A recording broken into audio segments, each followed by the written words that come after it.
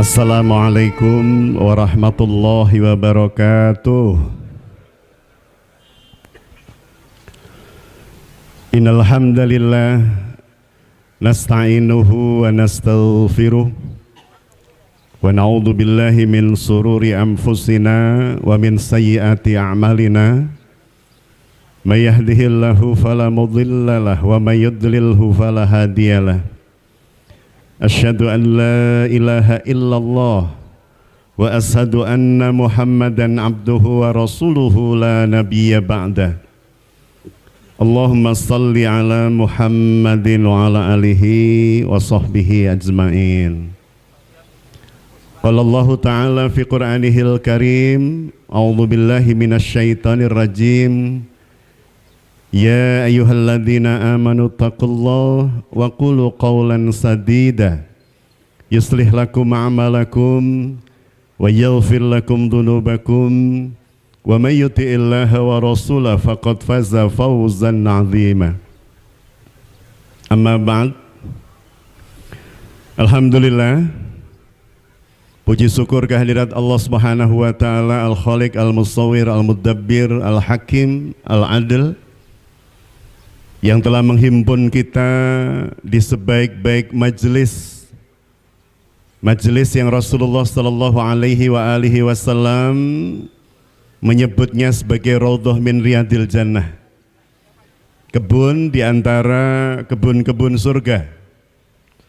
Majelis yang Rasulullah sallallahu alaihi wasallam memberikan garansi dengan kalimat man salaka thariqan yaltamisu fi ilman, siapa saja yang berjalan mendatangi majelis-majelis ilmu, maka sahalallahu lahu bihi thariqan ilal jannah. Allah Subhanahu wa taala akan memudahkan baginya jalan menuju surga. Salawat salam semoga senantiasa teriktiqad biqalbi, teriyakini dalam hati kita tanpa ragu bahwa sebaik-baik hamba yang Allah hadirkan untuk menjadi uswah dan qudwah, pribadi yang terbaik dalam contoh dan keteladanan, yang tidaklah Allah menggaransi seorang manusia yang manakala kita itba atas apa-apa yang dicontohkan di dalam fragmen kehidupan pribadi, keluarga, masyarakat, bahkan bernegara, kecuali Allah Subhanahu wa taala akan menjadikan kita semua sebagai ahlul jannah. Tidaklah itu akan diberikan kecuali semata mengikuti jejak laku Rasulullah sallallahu alaihi wasallam. Yang kami takzimi para gurunda, para alim, yang kami takzimi para sesepuh, bini sepuh, para tokoh masyarakat, wabil khusus jajaran pimpinan daerah Muhammadiyah Kota Jombang, kemudian pimpinan daerah Aisyah dan seluruh jajarannya, dan tentu saja Bapak Ibu yang hadir di majelis yang penuh berkah ini. Untuk kedua kali kami mendapat kesempatan bisa hadir di tengah-tengah hamba-hamba yang dipilih oleh Allah di tempat ini dengan kondisi yang sedikit berbeda. Pertama kali dalam dugi wonten mriki rumiyin panjenengan tesih lenggah wonten kursi, Pak. Hari ini kemudian dirubah settingannya bersebab, kata Ustadz Malik, jamaah semakin banyak dan tidak lagi tertampung kalau pakai kursi. Dan alhamdulillah hari ini kita semua dihimpun oleh Allah Subhanahu wa taala untuk mengkaji dan mengaji firman-firman Allah Subhanahu wa taala dan sabda-sabda Rasulullah sallallahu alaihi wasallam. Menarik tadi yang ditampilkan oleh ananda-ananda putri-putri santri MBS ketika kemudian melafadzkan ayat Allah di suratul Ahzab ayat ke-21 yang kembali mengingatkan kita bahwa idola atau yang paling pantas diidolakan, yang paling layak untuk kemudian kita nomor satukan dalam proses keteladanan sebagai seorang hamba semata hanya ada pada diri Rasulullah Sallallahu Alaihi Wasallam dan siapapun yang mengikuti jalan beliau. Laqad kana lakum fi Rasulillahi uswatun hasanah liman kana yarjullaha wal yawmal akhir wa dzakarallaha katsira. Dilafatkan oleh ananda-ananda tadi dengan fasih, diurai satu persatu kedudukan dan posisinya, yang kemudian semakin meyakinkan kita bahwa kita masih punya harapan besar bahwa negeri ini akan ditumbuh kembangi jika medium tumbuh kembangnya benar oleh generasi muda yang kelak akan menjadi pemimpin-pemimpin yang amanah, pemimpin-pemimpin yang akan membawa negeri ini pada kejayaan sebagaimana yang dikehendaki oleh Allah dan Rasul-Nya. Bersebab tidaklah kita meyakini sebuah negeri, sebuah bangsa akan bangkit kecuali jika tegak di atas jalan yang Allah ridho atasnya dan Rasul telah contohkan atasnya. Maka Bunda Ai yang dirahmati Allah, hari ini kita akan mencoba untuk mengkaji salah satu bagian penting dalam proses tarbiyah umat yang telah dilakukan oleh Rasulullah Sallallahu Alaihi Wasallam kepada generasi sahabat radhiyallahu anhum ajmain. Menyitir pernyataan Dr. Mustafa Murad ketika beliau memotret pasca wafatnya Rasulullah Sallallahu Alaihi Wasallam. Ketika Rasulullah Sallallahu Alaihi Wasallam wafat, beliau menghimpun sekian banyak data yang kemudian beliau sampaikan dalam salah satu kitab yang kemudian dinukil oleh Dr. Abdul Karim Zaidan dalam Al-Mustafad fi Qasasil Quran, bahwa ketika Rasulullah Sallallahu Alaihi Wasallam wafat, ada kurang lebih 2000 sahabat sekaliber sahabat-sahabat terbaik yang kita kenal di dalam sejarah. Sayyidina Abu Bakar radhiyallahu an, Umar ibnul Khattab radhiyallahu an, Utsman bin Affan, Ali bin Abi Thalib, Sa'ad bin Abi Waqqas, Abu Ubaidah al-Jarrah, Thulha bin Ubaidillah, Sa'ad bin Mu'adz, Sa'ad bin Ubadah al-Ansari radhiyallahu anhum ajmain. Kirang langkung ada 2000 orang sekelas itu, Pak. Artinya seakan-akan Dr. Abdul Karim Zaidan tidak mengatakan seandainya hari itu kita ingin mencari seorang pemimpin bagi Madinah dan kaum muslimin, bahkan merempun kita akan ketemu dengan orang terbaik bersebab berkumpulnya generasi yang Allah sebutkan sebagai khairu ummah di satu tempat yang sama dalam jumlah yang berlimpah. Maka tentu ini adalah hal yang sangat kita impikan. Berkumpulnya orang-orang dengan kualitas mumpuni, baik secara akliyah maupun nafsiyah, di tempat yang kemudian kita berharap akan muncul seorang leader, seorang pemimpin yang akan menjadikan negeri yang kita cintai ini negeri yang penuh berkah. Pemimpin yang mencintai Allah dan Allah mencintainya. Pemimpin yang ridho dengan aturan Allah dan Allah ridho dia sebagai hambanya. Pemimpin yang mengajak panjenengan kula sami untuk semakin dekat dengan Allah dan Rasulnya.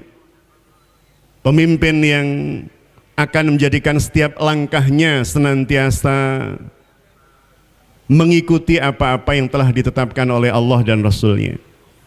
Bunda yang dirahmati Allah, maka tema besar yang kita angkat di pagi hari yang penuh berkah ini berkaitan dengan konsep tarbiyah yang dilakukan oleh Rasulullah Sallallahu Alaihi Wasallam sehingga menghadirkan jumlah manusia sekualitas nama-nama yang tadi saya sebutkan di tempat yang tidak luas yang bernama Madinah Al-Munawwarah waktu itu, Madinatun Nabi, kurang lebih 2000 orang.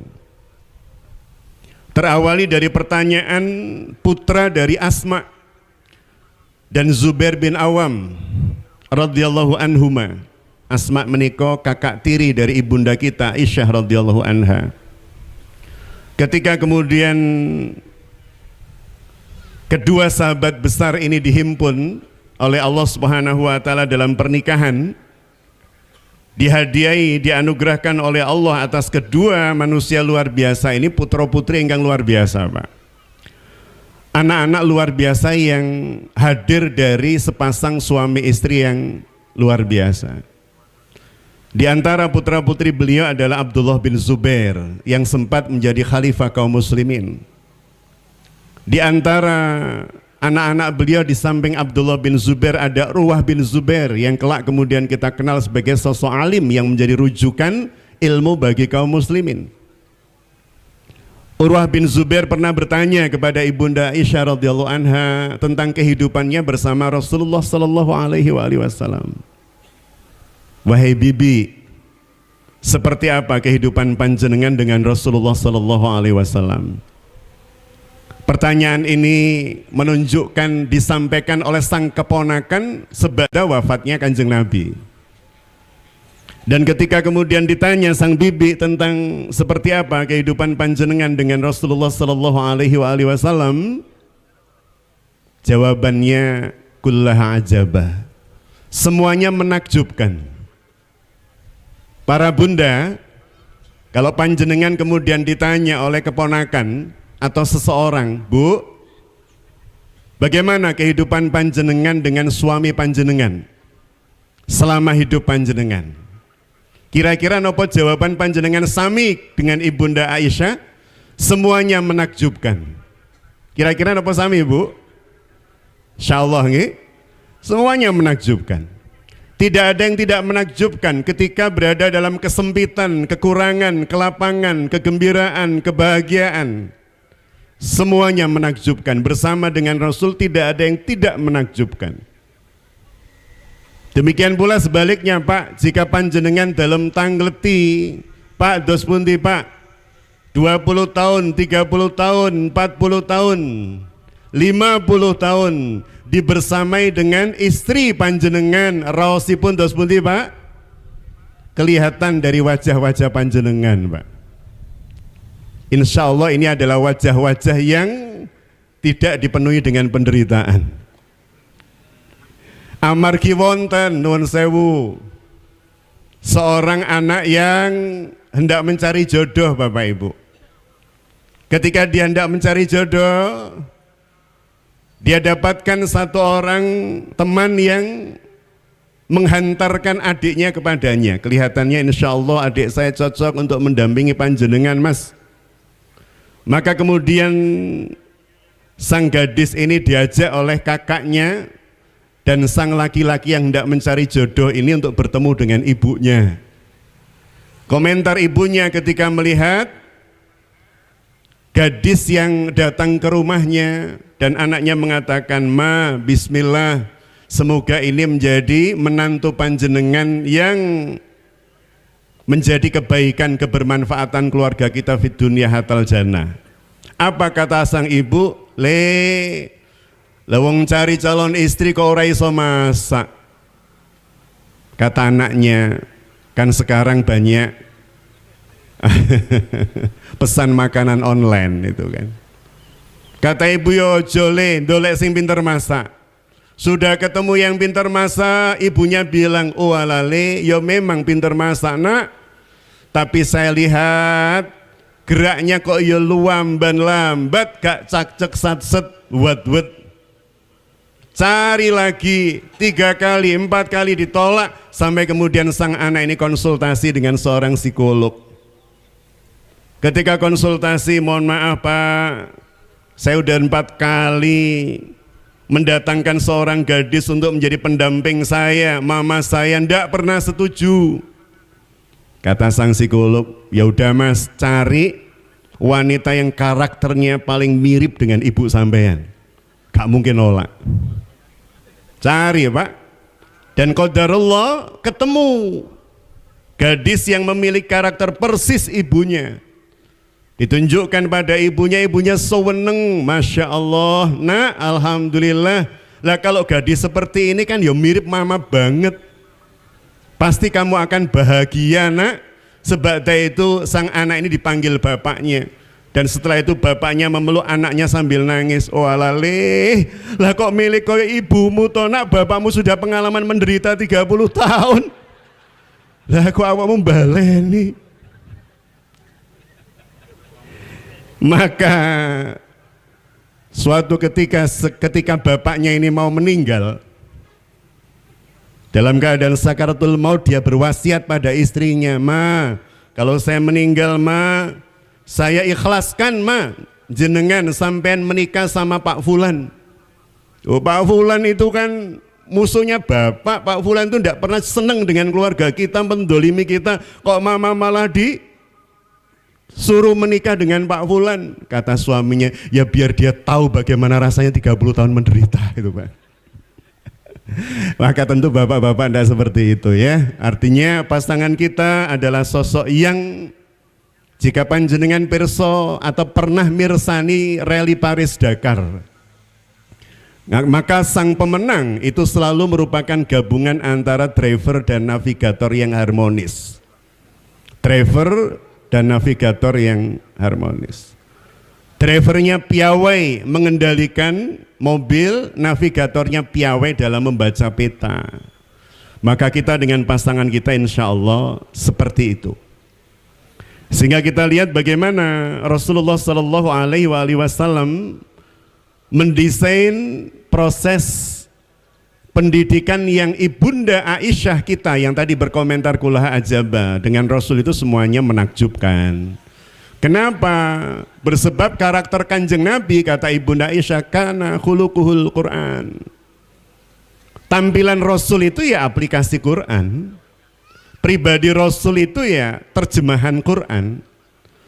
Maka ketika kemudian kita berbicara tentang konsep pendidikan beliau, itu pasti konsep yang berpatron pada Quran dan tidak lepas dari itu. Ayat-ayat mana saja yang menunjukkan seperti apa Rasulullah Shallallahu Alaihi Wasallam mentarbiyah para sahabat dan keluarga beliau. Bapak Ibu Bunda yang dirahmati Allah, terawali dengan firman Allah di surah An-Nisa ayat 9. Ketika Allah Subhanahu wa taala menyampaikan kagem panjenengan kula sami sebuah kalimat yang kita anggap asing, majhul, kita anggap kalimat yang tidak akrab dengan konsep pendidikan hari ini, Pak. Bapak Ibu, kalau panjenengan diminta memilih, memiliki anak yang berani atau takut, Pak, Bu? Halo? Berani. Oh, rata-rata jawabannya berani. Maka lihatlah kalimat Allah dalam ayat ini, Bunda Ayah. Terawali dengan kalimat a'udzubillahi minasyaitonirrajim wal yakhshalladzina law taraku min khalfihim dzurriyyatan dhi'afa. Allah tidak mengawali kalimat di dalam ayat ini dan beranilah dan milikilah karakter berani, perasaan berani, jiwa berani, mboten. Tetapi dan takutlah, khawatirlah, dan milikilah rasa takut wahai Bunda Ayah, jika panjenengan kula sami memiliki dzurriatan dhi'afa, memiliki keturunan yang lemah. Kita diminta oleh Allah Subhanahu wa taala untuk memiliki rasa khawatir, rasa takut manakala taraku min khalfihim dzurriatan dhi'afa. Kita meninggalkan khalfihim di belakang kita generasi yang lemah. Uniknya Bunda Ayah, Bapak Ibu, ayat ini diapit oleh ayat-ayat tentang waris. Karena diapit ayat-ayat tentang waris, maka banyak orang memprediksi yang dimaksud oleh Allah dengan kalimat wal yakhshalladzina law taraku min khalfihim dzurriatan dhi'afa. Yakhsha di situ rasa khawatir atau takut, di situ diprediksi kaitannya dengan khawatir kalau meninggalkan generasi yang lemah harta. Karena kaitannya dengan waris, di atasnya, di bawahnya ayat-ayat tentang waris. Bahkan kemudian ditambahkan pada kalimat berikutnya khaufu alaihim falyattaqullah wal yaqulu qaulan sadida. Jadi Allah Subhanahu wa taala menyampaikan di dalam ayat ini, dan hendaklah memiliki rasa takut kepada Allah orang-orang yang seandainya meninggalkan di belakang mereka generasi yang lemah, yang mereka khawatir terhadap generasi yang ditinggalkan itu. Oleh sebab itu, satu kita lihat, kita garis bawahi, rasa takut itu harus di backup, harus muncul bersebab ketakwaan. Berarti kalau kemudian ditafsiri ayat ini dengan kalimat, oh berarti kita wajib takut anak-anak kita yang kalau kita tinggalkan mereka itu lemah secara ekonomi, lemah secara harta, menjadi tidak matching dengan apa yang disampaikan oleh Allah pada kalimat berikutnya tadi, falyattaqullah walyaqulu qaulan sadida. Maka penjelasan yang indah kita lihat dari penulis kitab tafsir Al-Munir, Profesor Dr. Wahbah Zuhaili.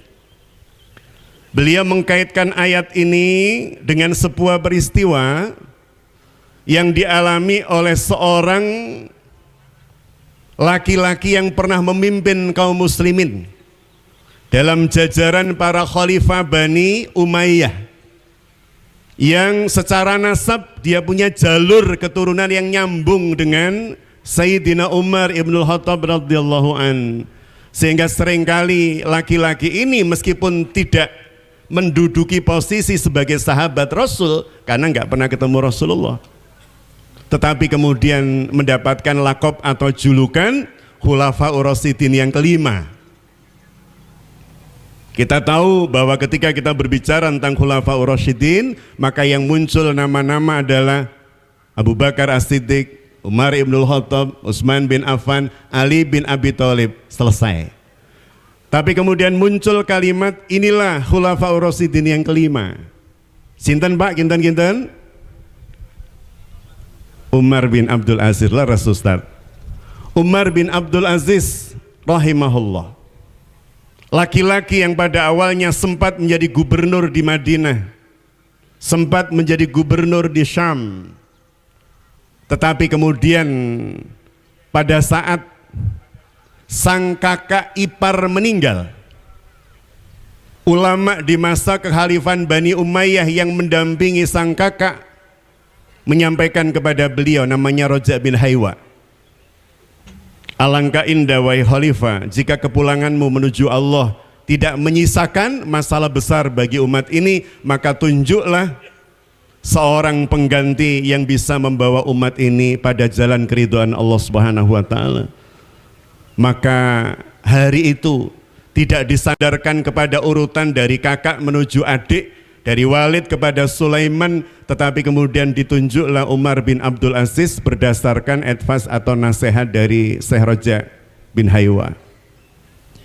Bapak Ibu yang dirahmati Allah, maka kemudian tafsiran dari ayat ini dikaitkan oleh para mufassir dengan kehidupan Umar bin Abdul Aziz, laki-laki yang ketika memimpin kekayaannya berlimpah ruah, laki-laki yang dikenal sebagai seorang pemimpin yang kalau dalam bahasa Jombang nopo nggih, bois, mungkin gaul, bois, selalu klemis rambutnya basah oleh minyak, selalu harum bajunya.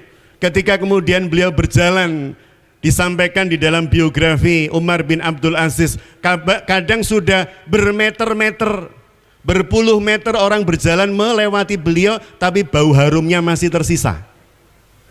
Sehingga kadang ketika beliau tidak lagi dilihat, orang pasti tahu ini tadi Umar bin Abdul Aziz baru lewat, karena saking harumnya Pak. Ketika kemudian kita baca ulasan dari para mu'arrikh, kok sampai bisa begitu ya Umar bin Abdul Aziz? Ternyata kain-kain bajunya Pak, itu adalah kain-kain baju pilihan yang direndam belum nggih, mboten disemprot. Jenengan menehi parfum disemprot napa direndam? Saya disemprot Pak, kadang diolesin, itu pun diawet-awet. Maka Dr. Muhammad Hussein Haikal mengurai tentang kenapa sampai seperti itu. Ternyata kain yang dikenakan atau digunakan sebagai baju Umar bin Abdul Aziz itu direndam, Pak. Sehingga dari kain yang warnanya putih menjadi agak seperti kunyit karena dilendam dalam minyak zafaron. Zafaron itu yang asli per milinya sekarang mungkin bisa ratusan ribu. Direndam itu bukan mili, Pak, tapi liter berarti. Dan saya bayangkan sampai seperti itu sehingga baunya memang menempel pada kain, kok dicuci nggih dereng ical. Baju jenengan parfumnya jangankan dicuci, Pak, kena keringet hilang parfumnya. Jadi waktu itu seperti itu Umar bin Abdul Aziz ketika masih menjadi gubernur. Tapi lihatlah ketika beliau diangkat menjadi khalifah. Laki-laki yang luar biasa ini yang tertempa dan menjadi contoh dari ayat ini, yang merupakan buah dari proses tarbiyah Rasul terhadap para sahabat, termasuk kakeknya, termasuk buyutnya. Kakeknya namanya Asim bin Umar bin Khattab radhiyallahu anhuma. Jadi Umar bin Abdul Aziz ini ketika diangkat menjadi khalifah, yang pertama beliau menolak, mboten kersa. Tapi kemudian tetap dipaksa bersebab para ulama hari itu mengharapkan beliau bisa memimpin umat.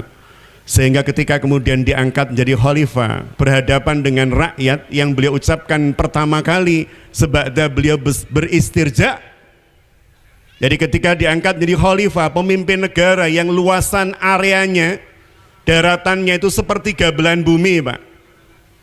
Dari atas sudah hampir menembus ibu kota Bizantium, hampir Konstantinopel, karena nanti baru bisa direbut pada masa kekhalifahan Turki Utsmani oleh Muhammad Al-Fatih. Ke bawah Hadramaut itu sudah dikuasai, ke kiri sudah sampai Maghribi, ke kanan sudah sampai wilayah Persia, masuk Kirgistan dan seterusnya, sepertiga belahan bumi. Laki-laki yang menjadi pemimpin dari sepertiga belahan bumi ini ketika diangkat jadi khalifah, pemimpin dari seluruh umat di waktu itu, boten tasyakuran, boten. Beliau beristirja, dan sebada itu kemudian menggandeng tangan gurundanya Imam Az-Zuhri. Az-Zuhri itu gurunda dari Umar bin Abdul Aziz rahimahullah. Sambil menggandeng tangan Imam Az-Zuhri, beliau mengatakan, ini akhafun nar. Jadi kepemimpinan bagi seorang Umar bin Abdul Aziz itu adalah tanggung jawab besar yang kalau salah memimpin, salah mengemban amanah, ujungnya neraka, Pak. Maka kepemimpinan yang seperti ini adalah kepemimpinan yang menyelamatkan orangnya dan menyelamatkan umatnya. Jadi ketika beliau diangkat menjadi khalifah, ketika terjadi proses baiat iniqad, baiat pengangkatan, beliau memegang tangan gurunya Imam Az-Zuhri sambil mengatakan, ini akhafun nar, sesungguhnya saya sangat takut dengan neraka wahai gurunda, karena jika salah dalam memimpin, Pak Nun Sewu, kula panjenengan sami seluruhnya bakal menuju Allah, pulang menuju Allah. 2 hari kemarin saya menghantarkan kepulangan Ketua PCM Ngadiluwe, Bapak Lukman Effendi. Allahu yarham. Masih muda, dengan saya usianya unda-undi. Pulang menuju Allah, dan kita berhusnudzon dalam sebaik-baik keadaan, dalam sebaik-baik perjuangan, dalam sebaik-baik mewakafkan usianya untuk dakwah. Dan ketika kula panjenengan sami yakin bahwa hari itu juga pasti akan kita temui, jenengan kula sami akan bertemu dengan hari yang Allah menyebutkan, idza jaa ajaluhum la yastakhiruna sa'atan wa la yastaqdimun. Manakala ajal telah ditetapkan, tidak bisa panjenengan kula sami mengajukan atau mengundurkannya. Jika hari itu, di waktu itu, di tempat tersebut pasti akan terjadi pada kula panjenengan sami. Maka bunda yang dirahmati Allah, ketika kemudian kita yakin bahwa kita akan pulang menuju Allah, prinsip yang kemudian kita pegang agar supaya konsep kita mentarbiah anak itu menjadi benar adalah, pulanglah nak menuju Allah, sebagaimana ayahmu juga akan pulang menuju Allah dalam sebaik-baik keadaan, yakni pulang menuju Allah dengan bekal yang banyak dan sedikit beban. Perbanyak bekal, sedikitkan beban. Jangan pulang menuju Allah banyak beban sedikit bekal. Yang kedua, pulanglah nak menuju Allah sebagaimana abahmu ini mendidik dirinya sendiri agar supaya pulang menuju Allah dalam keadaan sebanyak mungkin pembela dan sedikit mungkin penuntut. Pulang menuju Allah itu yang terbaik adalah banyak yang membela kita, banyak yang mempersaksikan kebaikan kita, dan sedikit yang menuntut kita. Umar bin Abdul Aziz ketika mengatakan ini akhafun nar, itu berarti beliau sudah membayangkan nanti kalau saya pulang menuju Allah sebagda menjadi khalifah bagi kaum muslimin, maka yang saya harapkan adalah bekal saya banyak, yang kedua pembela saya banyak, yang dibela 60 juta warga kaum muslimin di sepertiga belahan bumi tadi, kurang lebih jumlahnya segitu kata Dr. Muhammad Hussein Haikal. Kalau kemudian memimpin umat sejumlah itu dan semuanya merasakan kenyamanan, keadilan, maka kelak di hadapan Allah yang 60 juta itu menjadi pembela.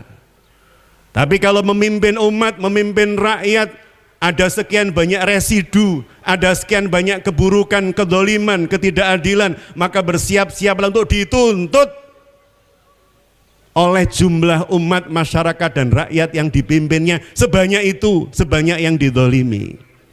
Makanya Umar bin Abdul Aziz takarannya itu, sehingga pada saat beliau akan wafat, kaitannya dengan surah An-Nisa ayat 9 tadi Bunda Ayah, ketika beliau akan wafat, jenengan bisa bayangkan ini khalifah yang wilayah kekuasaannya sepertiga belahan bumi, yang baitul malnya selalu penuh, tetapi ketika beliau pulang menuju Allah dalam keadaan per satu anak laki-lakinya mendapatkan warisan senilai kirang langkung 8 dirham. 1 dirham itu setara dengan 70.000 rupiah. Berarti kalau 8 dirham kirang langkung 500 swida ewu. Pak, ini anak seorang khalifah. Bun, ini anak seorang pemimpin, raja, presiden yang kekuasaannya sepertiga wilayah bumi. Ternyata tidak menyisakan harta warisan kepada anak-anaknya, kecuali angka yang bagi kita pasti remeh, angka yang bagi kita pasti kecil. Sehingga kemudian Mas Lamah, adik iparnya, adik dari Fatimah, istri beliau, itu sempat bilang begini, wahai kakak, titipkanlah anak-anakmu pada aku, bersebab aku adalah pangeran yang paling kaya di antara pangeran-pangeran Bani Umayyah, titipkan pada saya. Apa kata Umar bin Abdul Aziz belum wafatnya?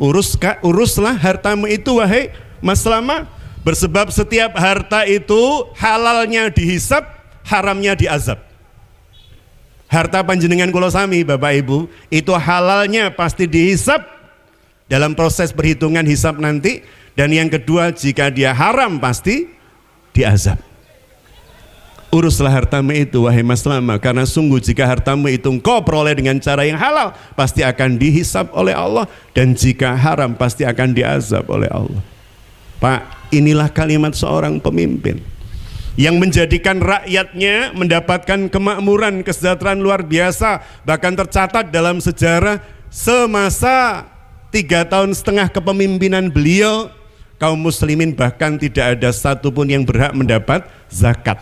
Tidak ada data yang masuk apa sekarang Pak? Bansos, BLT. Tidak ada masyarakat yang masuk BLT. Bersebab apa? Sudah tersejahterakan, atau kemudian mereka memiliki ifah, memiliki izzah. Tidak kemudian kalau ada seperti itu malah royoan. Mereka merasa memiliki kehormatan sebagai seorang muslim mukmin yang tidak menengadahkan tangan meminta.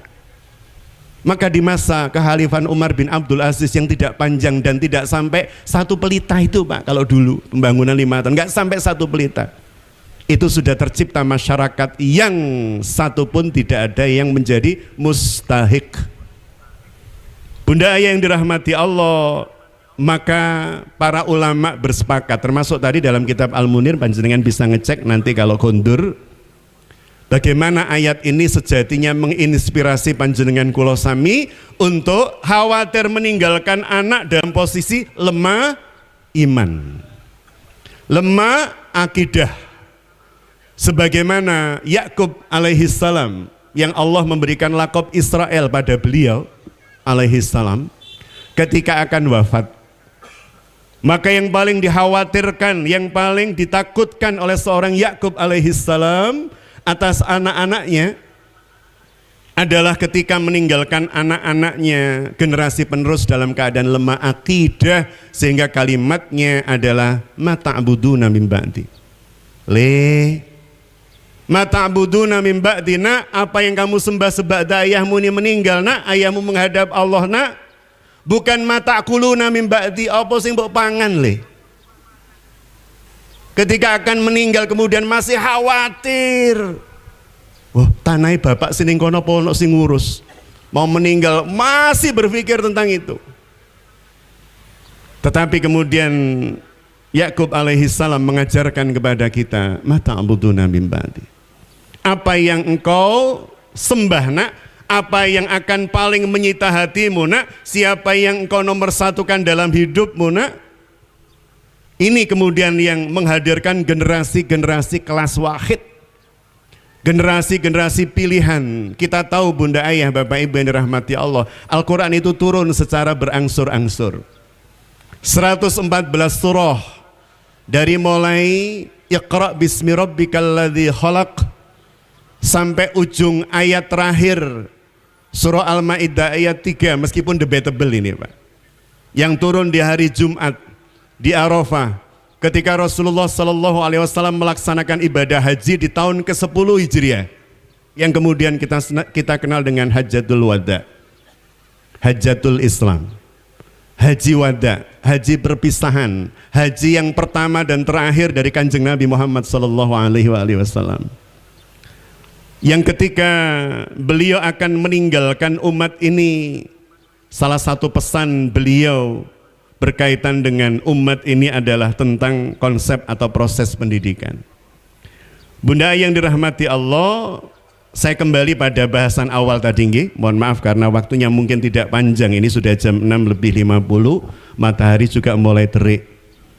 Saya khawatir kemudian ada yang mulai menutup kepalanya. Bapak Ibu Bunda yang dirahmati Allah, langsung saja kita masuk pada bagian keduanya. Bagian kedua dari proses pendidikan yang dilakukan oleh Rasulullah terhadap para sahabat radhiyallahu anhum ajmain, berkaitan dengan firman Allah di surah ke-31, surah Luqman. Yang kita tahu Bapak Ibu Bunda yang dirahmati Allah, berdasar pada pendapat para sahabat, meskipun terjadi ikhtilaf di kalangan beliau-beliau radhiyallahu anhum ajmain, tapi paling tidak mengerucut pada mayoritas pendapat yang sama bahwa Luqman bukan nabi. Maksud dalam ngaten, kadang manusia itu ketika diminta untuk ngikut Kanjeng Nabi, alasannya wono ay. Ya sulit Ustaz, kita kan bukan nabi, tidak bisa ngikuti nabi. Tapi kalau anaknya nakal, anaknya Nabi Nuh aja nakal.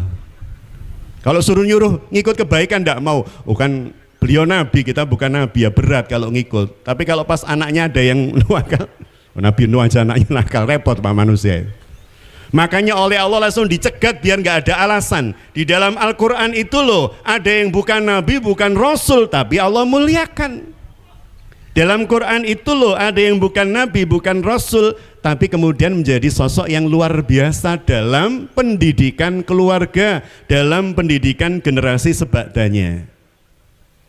Nun sewu, tidak ada Bunda Ayah, Bapak Ibu, meskipun di sini banyak para asatidzah ya, tanpa harus menyebut asatid dan asatidzah karena jamaknya asatidzah. Saya yakin mayoritas asatidzah sudah sangat paham tentang kalimat saya ini. Cuman mungkin ada di antara kita yang masih belum. Bunda yang dirahmati Allah, dari 114 surah di dalam Al-Quranul Karim, itu tidak ada satupun surah yang namanya itu menggunakan nama keluarga illa kecuali. Terus ada surah Muhammad J, surah Yunus J, surah Hud J, surah Ibrahim J, surah Yusuf J, Nuh. Tapi tidak ada surah yang menggunakan nama sak keluarganya diikutkan, Pak. Kecuali Imran. Dan kita tahu Imran itu bukan nabi, bukan rasul. Seakan-akan Allah tidak mengatakan kepada kita, kalau kemudian nabi itu menjadi alasanmu untuk tidak mengikuti kebaikannya. Ini loh, Imran, saya beri Imran. Imran itu bukan nabi, bukan rasul. Bahkan sak keluarganya menjadi teladan dan contoh. Mau alasan apa lagi? Seakan-akan Allah tidak begitu. Mau alasan apa lagi? Allah memberi judul Ali Imran, keluarga Imran, keluarga terbaik yang Allah hadirkan. Yang di dalam surah Ali Imran ayat 33 Allah dawuh, A'udzubillahi minasyaitonirrajim, Innallaha, sesungguhnya Allah istofa telah memilih Adam wa Nuhan wa ala Ibrahim wa ala Imran alal alamin. Sesungguhnya Allah telah memilih Adam, Nuh. Setelah itu baru bicara keluarga, keluarga Ibrahim, keluarga Imran atas seluruh alam. Artinya Allah tidak mengatakan pada kita jika kita pengen keluarga kita itu membaik, lebih baik, maka belajarlah dari keluarga Ibrahim, maka belajarlah dari keluarga Imran. Maka Bunda yang dirahmati Allah, bukan hanya itu, bahkan Allah menempatkan sosok nama yang bukan nabi, bukan rasul. Bahkan sebagian ulama menyebut beliau ini awalnya adalah seorang budak, namanya Luqman, yang kemudian kita memberinya lakop Al-Hakim karena saking bijaknya, saking hebatnya laki-laki ini. Seperti apa proses pendidikan yang beliau lakukan, proses tarbiyah yang beliau lakukan terhadap anak, dan bersebab ini ayat Quran, pasti Rasulullah SAW menerapkan dan mempraktekkan yang pertama dan yang utama. Karena Ibunda Isa tadi mengatakan karena khuluquhul Quran, akhlaknya Nabi dia Quran. Berarti semua yang ada dalam Quran, Kanjeng Nabi pasti menjadi contoh dan teladan yang pertama dan utama. Termasuk proses pendidikan dengan menggunakan ayat-ayat dalam surah Luqman dimulai dari ayat 12. Saya percepat kemauan, matahari semakin tinggi. Saya khawatir bunda-bunda sesaat lagi sudah dompet-dompet dilebokno, tas-tas diselerekno itu ya. Jadi Allah Subhanahu wa taala menyampaikan di dalam ayat ke-12, A'udzubillahi minasyaitonirrajim, walaqad atainal Luqman, kata Allah Subhanahu wa taala. Dan sesungguhnya kami telah memberikan kepada Luqman al-hikmah. Al-hikmah pernah saya jelaskan di sini, Pak. Sekian bulan yang lalu ketika dalam dapat amanah di sini. Semoga panjenengan masih lupa itu. Masih ingat itu ya. Al-Hikmah dalam definisi Ibnu Qayyim Al-Jauzi mengutip firman Allah di surah An-Nahl 125. Tapi saya tidak akan bahas lagi tentang itu, terlalu panjang waktunya Eman. Jadi Allah menyampaikan, dan sesungguhnya telah kami berikan hikmah kepada Luqman. Apa hikmah yang diberikan oleh Allah Subhanahu wa taala? Anishkurlillah. Untuk menjadi hamba Allah yang gampang bersyukur. Bunda ayah, sebelum Luqman mendidik, berwasiat kepada anaknya, yang pertama kali ditanamkan, diajarkan oleh Allah kepada Luqman, syukuri dulu punya anak itu. Ini bahasa yang paling mudah, diajari untuk menggunakan potensi syukurnya dengan benar. Baru setelah itu di bawahnya bicara tentang bagaimana metode dan aplikasi mendidik anaknya. Oh, berarti yang pertama ketika panjenengan kulo sami mendapatkan buah hati dari Allah, yang pertama harus dilakukan apa? Syukuri dulu, syukuri. Syukuri itu bukan berarti ketika anaknya lari tiba syukur. Syukuri bahwa dia adalah amanah dari Allah, bahwa dia adalah anugerah dari Allah. Bentuk syukur itu akan terlihat dari bahasa hati dan bahasa lisan serta bahasa tubuh bunda dan ayah. Contoh nggih Bu, nggih nun sewu, ketika yoga panjenengan wangsul. Ini bayangan saya, ibunda-bunda di depan saya ini kan rata-rata usianya 30 tahun toh Pak. Sehingga cerita saya tentang anak sekolah itu kan. Ketika putra-putri panjenengan wangsul saking sekolah, kirang langkung jam kali, jam 2:30, bahkan mungkin sekarang jam 3:30. Ketika kemudian anak biasa pulang jam 3:30, kemudian pulang jam 2, Bu, kalau biasa anak pulang 3:30, pulang jam 2, alhamdulillah napa innalillahi. Saya harapkan hamdalah yang muncul Pak, bukan istirja. Karena saya khawatir ketika kemudian sang ibu sedang masak, tiba-tiba kemudian mendengar suara pagar dibuka, tanda bahwa anaknya pulang. Ibunya melihat 3:30, waktu itu masih jam 2, biasanya pulang 3:30 tapi jam 2, kok pagar wis kebuka, anak wis mulai, hatinya bilang begini, waduh wis mulai, mesti mama rusuh meneh, ya mesti adik engkau nangis kabeh. Artinya bahasa hati kita memprasangkakan, dan itu kalau secara rutin terjadi pada hati kita menjadi doa yang Allah akan sangat mudah mengijabah kagem panjenengan agar supaya anak ini terus jadi problem maker buat kita. Bahwa anak itu ada nakalnya, Bunda Ayah nun sewu mohon maaf. Kira-kira anak itu tumbuh dewasa sudah dengan nilai-nilai yang terajari nopo tesi dereng Bapak Ibu.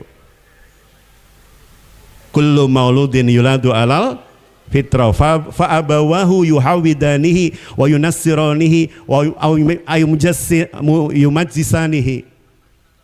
Bahwa anak yang lahir itu dalam keadaan fitrah, bersih, suci, berarti potensinya cuma baik. Menjadi menyimpang, menjadi gagal faham, menjadi tergelincir bersebab satu medium tumbuh kembang yang tidak sesuai dengan fitrah, pasti begitu. Yang kedua, pola pendampingan, pembimbingan, bahkan pola doa kita terhadap anak yang kadang tidak sebagaimana yang dicontohkan oleh Rasulullah dan para sahabat radhiyallahu anhum ajmain. Kita buat contoh yang paling sederhana, Bunda yang dirahmati Allah. Ketika kemudian panjenengan tadi ya berprasangka buruk seperti itu, coba kemudian diganti, ya Allah, jika ada keburukan pada anak saya, bisa jadi itu bagian dari kesalahan saya yang tidak memberikan medium tumbuh kembang yang benar, atau karena keteladanan dan contoh yang saya berikan kurang benar, kurang tepat, tidak mengikuti kanjeng Nabi dan seterusnya.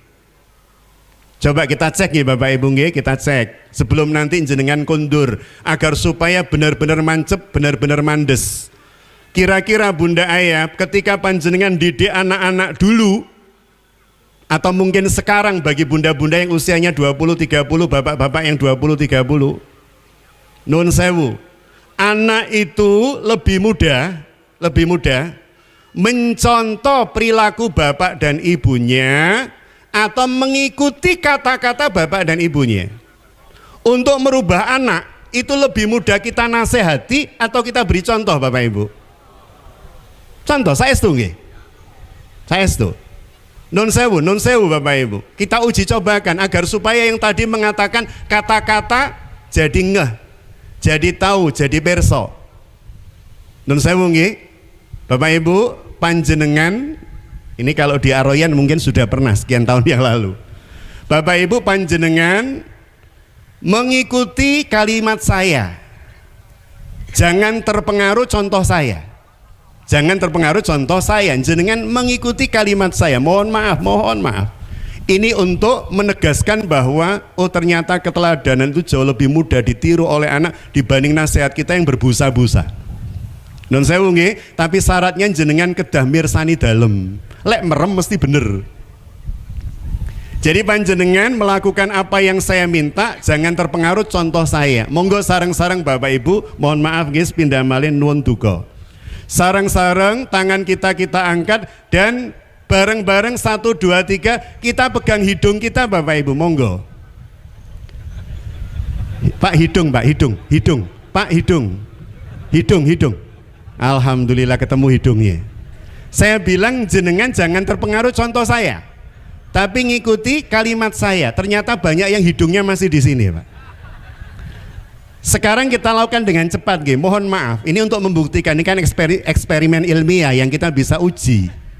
Nun sewu nggih, sareng-sareng tangan kita angkat begini, Bapak Ibu. Mohon maaf ya, mohon maaf. Bismillah nggih, kita genggam, lepaskan, mohon maaf. Kelingking sama jempolnya dipun satukan ngaten. 3 jari yang lain direkatkan, mohon maaf. Kita taruh di samping kepala kanan, mohon maaf. Bareng-bareng ya dengan cepat tempelkan di dagu Bapak Ibu. Dagu nipun pundi Pak? Pak dagu nipun pundi? Pak dagu. Allahu Akbar. Oke. Jadi mayoritas jamaah kajian akad pagi GMC dagunya di sini Bapak Ibu. Tapi alhamdulillah ada yang tobat nasuhannya cepet, habis begini langsung. Tapi ada yang saya bilang 5 kali dagunya masih di sini Pak. Contoh sederhana, tetapi menunjukkan pada kita ternyata perilaku dan keteladanan jauh lebih mudah ditiru dibanding kalimat. Maka Rasulullah Shallallahu Alaihi Wasallam adalah uswah sekaligus kutwah kagem kula panjenengan sami dalam proses mendidik anak dengan keteladanan. Maka syukuri dulu yang pertama, dan yang terakhir saya tutup dengan ayatnya panjang Bapak Ibu, ada 8 ayat. Saya ambil 2 dan itu pun hanya kulit banget karena harusnya per ayat kita bisa gali dengan sangat dalam ya. Saya pungkas dengan yang kedua ini. Di ayat ke-13 Allah Subhanahu wa taala menyampaikan wa idza qala Luqman li ibni, dan ingatlah ketika Luqman itu kepada anaknya berpesan nggih, wa huwa ya'idhu, memberikan mauidhah. Apa mauidhahnya, nasihatnya? Ya bunayya, dari cara memanggil saja ternyata penting, perlu dan wajib panjenengan kula sami untuk memanggil anak dengan panggilan terbaik. Saya itu Pak kalau ngajar saya selalu sampaikan pada mahasiswa begini, tulis nama kalian di pojok kanan atas kertas, setelah itu nomor induk mahasiswa NIM-nya, setelah itu dalam kurung nama panggilan yang kamu paling senang dipanggil dengan panggilan itu. Sehingga saya mencoba menghafalkan, oleh nyeluk arek iki berarti kudu ngene, karena dia paling senang dipanggil dengan panggilan itu. Bapak saya dulu kalau manggil Allahu yarham, bapak saya sudah meninggal 9 tahun silam di usia 78, menawi dangu dalam piantun Mojokerto Pak aslinya, tapi tinggal di Kediri mulai September 96. Jadi bapak itu kalau dangu saya, ada bahasa yang sangat saya seneng kalau manggil saya dengan nang itu anak lanang. Saya anak lanang pertama. Nang itu kalau bapak dangu ngaten wadum saya Pak. Atau aduh Pak. Tapi kalau sudah nama saya Hat, wah itu pasti bapak duka sama saya. Hat, wah ini pasti ada duka.